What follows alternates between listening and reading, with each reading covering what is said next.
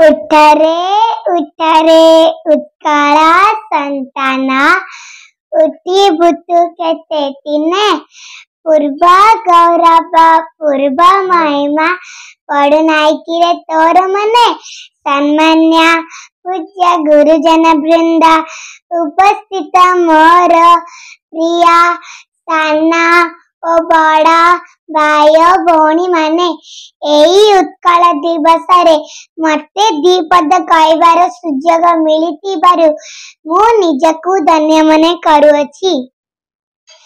एई उत्कल दिवस रे प्रत्येक ओडिया कपाई गर्व ओ गौरवर दिवस जार सीमा गंगा ठारू गोदावरी पर्यंत विस्तृत थिला।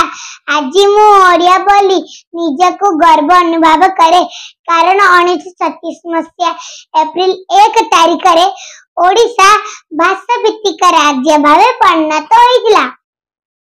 1558 मसीहा रे ओडिशार शेष राजा राजा मुकुंद देवर मृत्यु पारे खंड विखंड होई पड़ोसी राज्य सह मिसैतिला।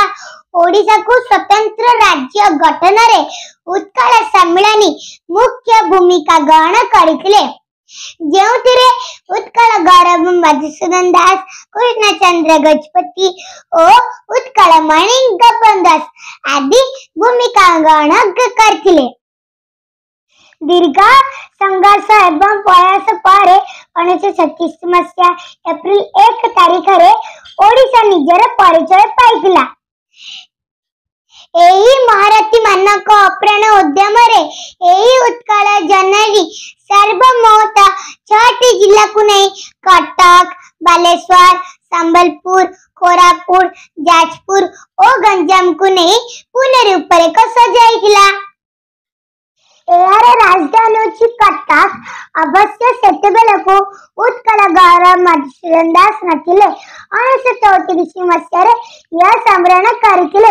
एही माटीरू वीर सुरेंद्र साय बंधु और बाजीराव निज मातृभूमि को स्वाधीनता पाया पाए निज जीवन को उत्सर्ग करथिले।